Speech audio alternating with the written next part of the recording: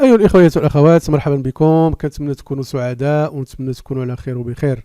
الموضوع اللي غادي نهضروا عليه هو هذا النهار، هو واحد الخبر اللي انتشر هذا النهار، واللي غادي ربما غادي تشوفوه ينتشر في الصحف وفي وسائل التواصل الاجتماعي.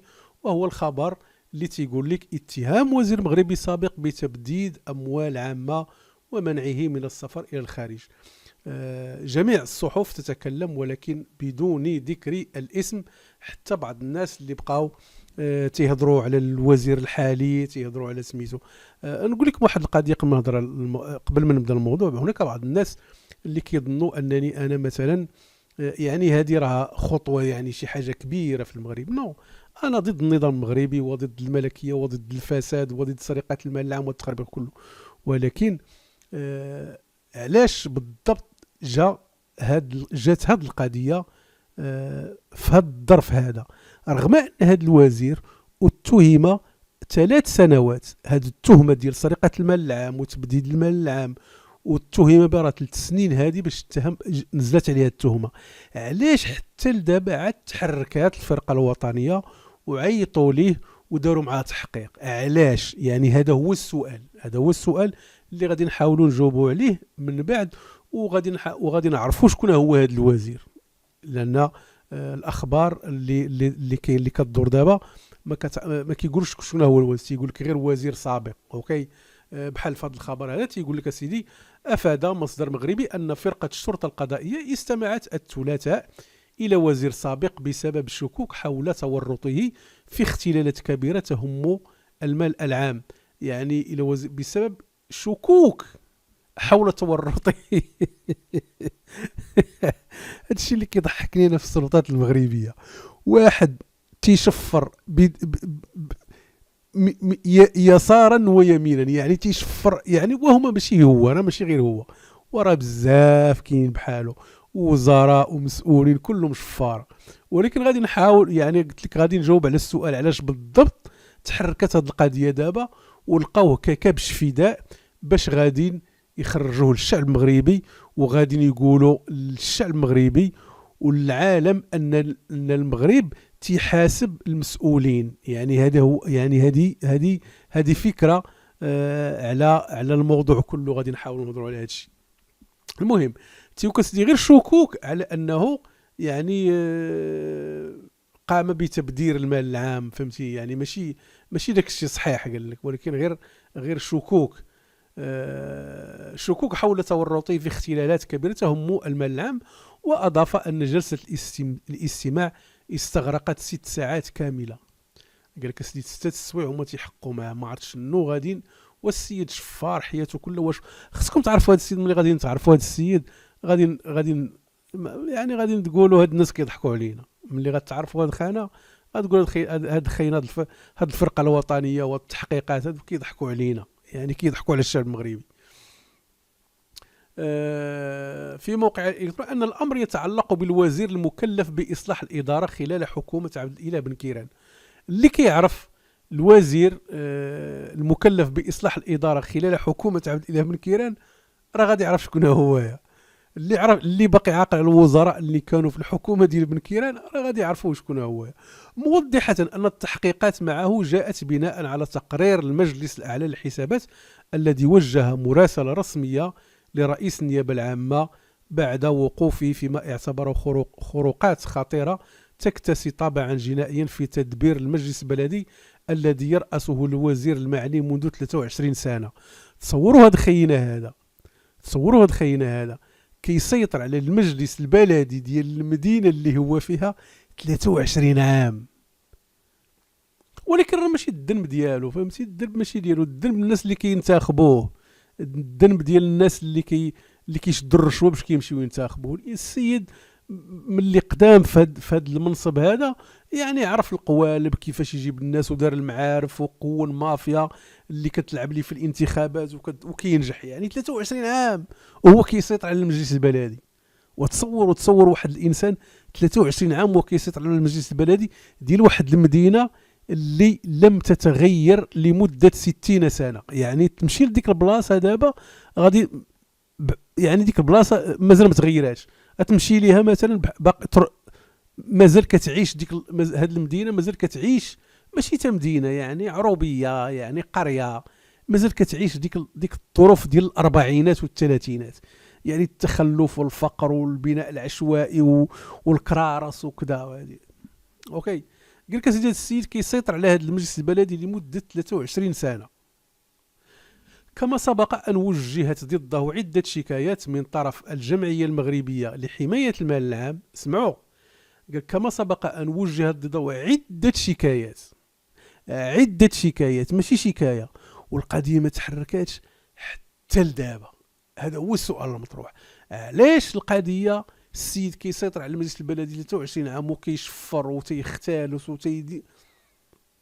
يعني السيد والله ملياردير. اوكي، السيد والله ملياردير وحتى لدابا عاد خرجوا بغاو يحاسبوه. هنا القضية فائنة. قال كما سبق أن وجهت ضده عدة شكايات من طرف الجمعية المغربية لحماية المال العام التي قدرت الخروقات التي يعرفها المجلس البلدي للوزير السابق بالمليارات، وبناء على ذلك جاءت تحقيقات الفرقة الوطنية للشرطة القضائية التي قررت بعد الاستماع إلى المعني بالأمر اتخاذ قرار احترازي بإغلاق الحدود في وجهه ومنعه من السفر إلى الخارج. دابا كلكم غادي تسائلوا شكون هو هذا الوزير، شكون هو هذا الوزير السابق، شكون هو رئيس المجلس البلدي اللي 23 عام وكيسيطر على هذا المجلس البلدي. كل شيء الناس غيبقى يتسائلوا. فوالا، غنمشيو للصفحه الثانيه وغادي نتعرفوا عليه وغادي نتعرفوا على البطل، يعني العين الروايه، غادي نتعرفوا على البطل ديال الفيلم شكون هو. فوالا، غنمشيو لهنا. ها هو محمد مبدع. محمد مبدع ما عندوش شهاده البكالوريا وتعين وزير. تصوروا هذا السيد ما عندوش شهاده البكالوريا وتعين وزير. صافي دير بنادم عنده نفوذ، بنادم يدو طويله، يعني عنده داخل في كل شيء. يعني من الانسان كيوصل انه يعين وزير وما تيحصلش على شهاده البكالوريا، راه هنا غادي كيفاش واحد بنادم ما عندوش شهاده البكالوريا غادي يمشي يصلح الاداره عطاه وزير لاصلاح الاداره. فوالا، انتم سيدي. قال لك سيدي محمد مبدع هو سياسي مغربي من مواليد مدينه الفقيه بن صالح. هذا الشيء اللي بغيت نقول لكم. الفقيه بن صالح تمشي ليها دابا غادي ترجعك بحال راك مشيتي بحال مشيتي مثلا لشي مدينه مغربيه في الاربعينات ولا الثلاثينات. الفقيه بن صالح ما تغيراتش، باقا الفقيه بن صالح ما عمرها تبدلات. الفقيه بن صالح هي ديك السميه ديالها كتعبر ديك السميه ديالها كتعبر عليها الفقيه بن صالح. يعني راه نورمالمون راه هاد خينا هاد محمد مبدع خاصو هو اللي يطلق عليه اسم الفقيه الفقيه بن صالح. اسمعوا.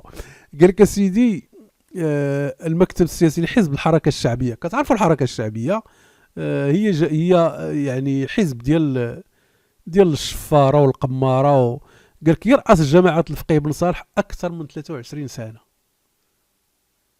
يرأس جماعه الفقيه بن صالح منذ اكثر من 23 سنه. شفتوا المغرب كي داير؟ شفتوا المغرب كي داير؟ دوك اللي وجوههم قاسحين تيخرجوا تيقول لك المغرب تقدم والمغرب فيه والحريه وفيه التقدم وفيه هادي وفيه العداله. فين هي العداله؟ واحد كيسرق لمده 23 سنه هو كيسرق حتى لدابا عاد خرجتوا بغيتوا تقدموه كبش فداء. راه ما كاينش غير هو في المغرب اللي كيشفر. راه ما كاينش شي مسؤول في المغرب في الاداره المغربيه اللي ما كيسرقش الضرائب ديال الشعب. وهذا هو المشكل، تسرقوا الضرائب ديال الشعب.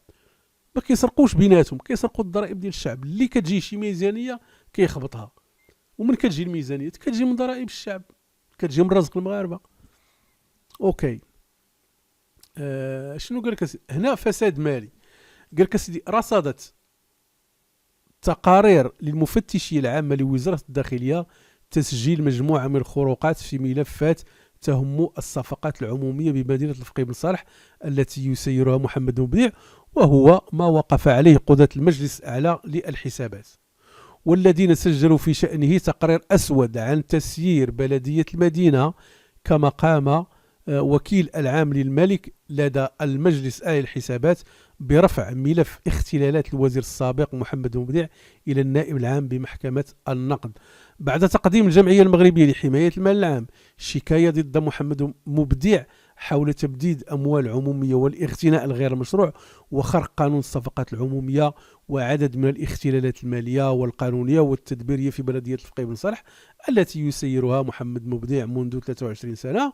واستندت الجمعية ذاتها في شكايته إلى تقرير المفتشية العامة لوزارة الداخلية والذي تحدث عن خروقات واختلالات خطيرة في صفقات تتعلق بأشغال التهيئة الحضرية وحصص التبليط والإدارة العمومية داعين للتحقيق في عدم مراعاة المجلس البلدي للفقيه بن صالح لمبدأ المساواة في التعامل مع المتنافسين وصرف أزيد من 5 ملايين درهم لأشغال لم يتم إنجازها في حين كشف تقرير المجلس الآلي للحسابات عن أن مبدع عندما كان وزير الوظيفة العمومية قد ضيع الملايير في دراسة وهمية. العرس الأسطوري قال لك سيدي أقام محمد مبدع في 29 أكتوبر 2019 حفل زفاف باذخ لنجله آدم إلياس فاقت ميزانيته 2 سنتيم خسر على ولده 2 الملاير ديال في العرس ديال ولده 2 الملاير. هذه هي فلوس البركه داز عطوط بنادم جايه الفلوس بارده مشفرها ما عرق عليها ما والو بيان سور غادي يخسرها. قال لك احتضنه قصره بمدينه الفقيه بن صالح انطلق الخميس وانتهى الاثنين حيث خصص 160 طاوله و160 خروف مشوي لكل طاولة بعدما سبق وذبح 550 غزال وخروف بهذه المناسبة. اجا العراسات ولات كتذبح فيهم الغزال ماشي غير الخروف ماشي غير الخرفان الغزال اخاي قال لك ذبح الغزال في العرس ديالو. قال لك اشرف على العرس اكبر الممولين الملوك ورؤساء الدول للحفلات اشرفوا على اطعام مئات المدعوين وحضرت وجوه بارزة في عالم السياسة والرياضة والفن والاستثمار. سمعتوا السيد عنده صحابه في جميع المجالات في الدومين ديال الفن في السبور في السياسة في الميدان المالي في الاستثمار عنده يعني الأصدقاء في جميع المجالات. انتقادات ومطالب بالرحيل. قال لك أسيدي أثر الحفل الأسطوري الذي أقامه الوزير ضجة عارمة بالمغرب حيث تساءل محتجون عن مصدر ثروته كما تعرض محمد مبدع لحملة انتقادات واسعة من طرف مستشارين وهيئات سياسية ونقابية وحقوقية وجمعوية بمدينة الفقيه بن صالح بسبب البذخ الذي عرفه عرس ابنه وطالبت بمساءلة مبدع ورحيله ودعت للكشف عن مصدر ثروته التي راكمها منذ توليه مسؤولية تسيير الجماعة قبل 20 سنة مطالبين بضرورة تدخل المجلس الآلي للحسابات لافتحاص مشاريع وصفقات البلدية التي أصبحت تفوت لمقاولين من أصدقاء مبدع دون غيرهم. وخرجت احتجاجات لساكنة الفقيه بن صالح وتتهم مبدع بنهب مدينتهم والاغتناء في وقت قياسي. وانتم اللي خارجين يعني كتحتجوا على مبدع. شكون اللي انتخب عليه؟ ماشي انتم اللي انتخبتوا عليه. ادويه القروضه ديال الفقيه بن صالح شكون اللي كينتخب على شكون اللي كينتخبوا؟ انتم اللي كتمشيو كنتخبوا عليه. ولا كيعجبكم اللي كتشدوا السكر وكتشدوا البلاغي وكتشدوا كيعجبكم وملي كيتسرق المال العام؟ واش عباد الله واحد 23 سنه وهو كيسيطر على مجلس البلدي؟ واش اش من بلاد هذه؟ واش هذه دوله واش هذه الديمقراطيه؟ فين هي المراقبه؟ فين هي السيد 23 عام وكينهب في الميزانيات وزاوف وهذا الشيء كله اعطاه وزير؟ تصوروا اعطاه وزير مكلف باصلاح الاداره في الحكومه ديال بن كيران. واش هذه دوله هذه؟ وفينكم انا نقول لكم واحد القضيه. دابا بعض الناس غادي يقول لك يا لا محاربه الفساد، ولكن واش غير هو اللي كاين فاسد؟ واش غير هو مثلا اللي كيخسر الفلوس على عرس وعلى راه كاع المسؤولين المغاربه كيشفروا وكيخسروا المليارات على الاعراس ديال ولادهم وديال بناتهم. سيروا شوفوهم كيفاش كيدوزوا العطال ديالهم، فين كيدوزوا العطال ديالهم. سيروا شوفوا الديور اللي ساكن فيهم، سير شوفوا السيارات اللي كيتنقلوا بها، سير شوفوا الفلوس اللي كيخسروها في الكباريهات وفي البيران وفي لي كلوب وفي الخوى الخاوي. من جاتهم ديك الفلوس؟ من الصاليرات ديالهم.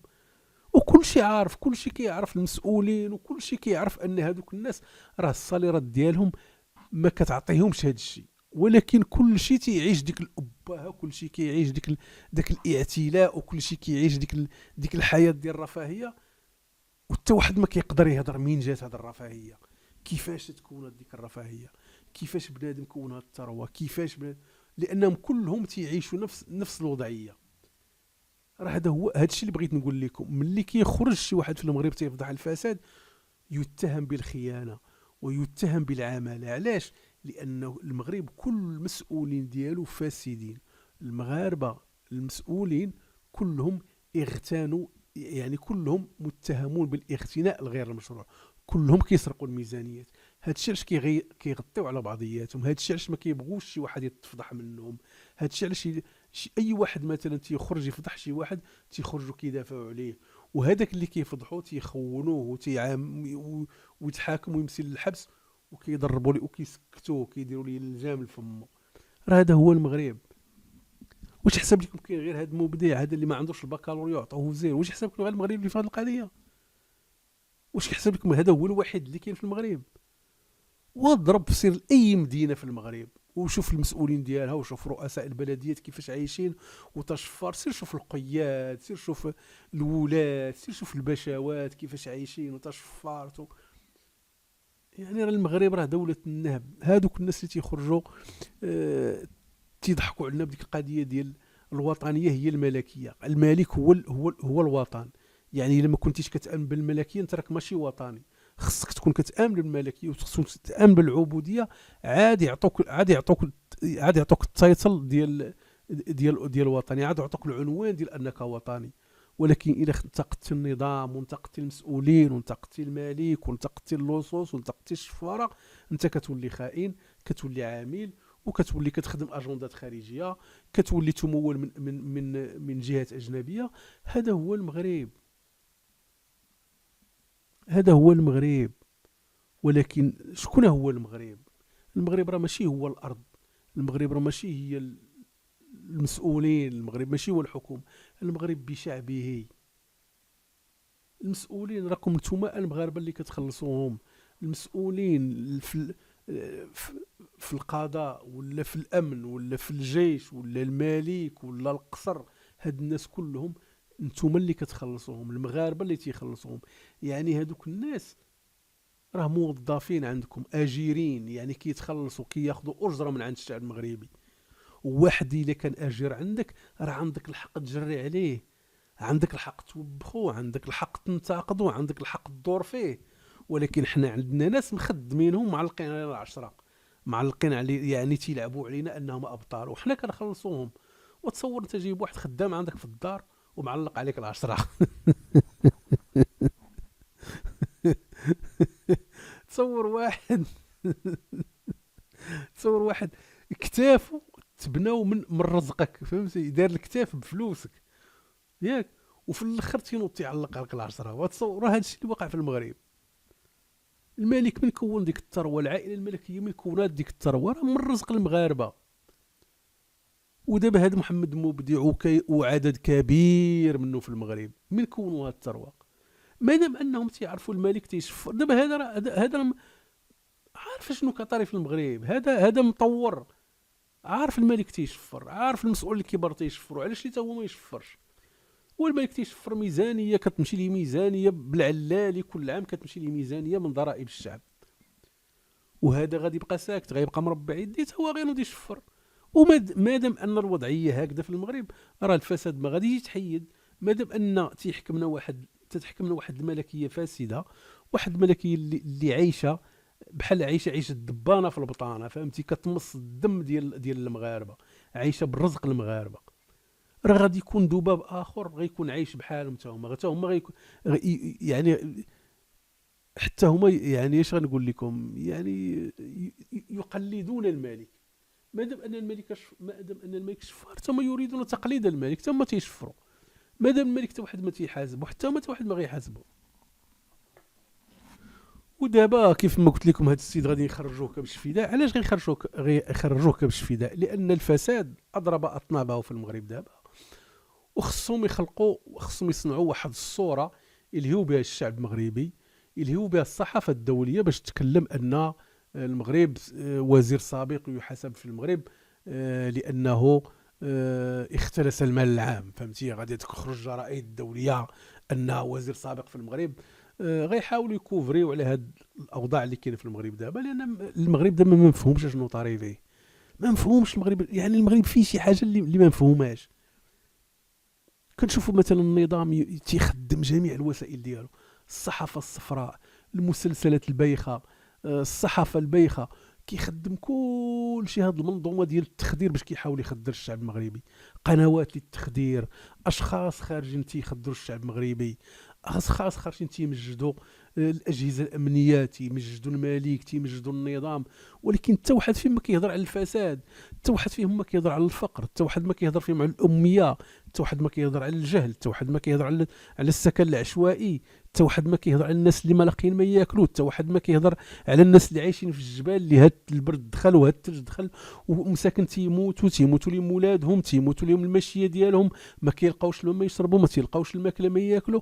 حتى واحد من هاد الصحافه الصفراء اللي كيوظفها النظام المغربي، ولا هاد القنوات الصفراء اللي كيوظفها النظام المغربي لتخدير الشعب، ما كتكلمش على هاد الشيء، وكيدخلوا المليارات على ظهوركم. شتي الصحافه الصفراء في المغرب ولا القنوات الصفراء، وهاد القنوات اللي كتخدم الاجنده ديال النظام، يعني كتدخل المليارات على من؟ على ظهر الاميين. لان هذوك الناس اللي كيمشوا كيتابعوا هاد القنوات هو شعب جاهل، شعب امي. شنو واحد كيمشي كيتفرج في الخبوه الخاوي، واحد كيمشي كيتفرج في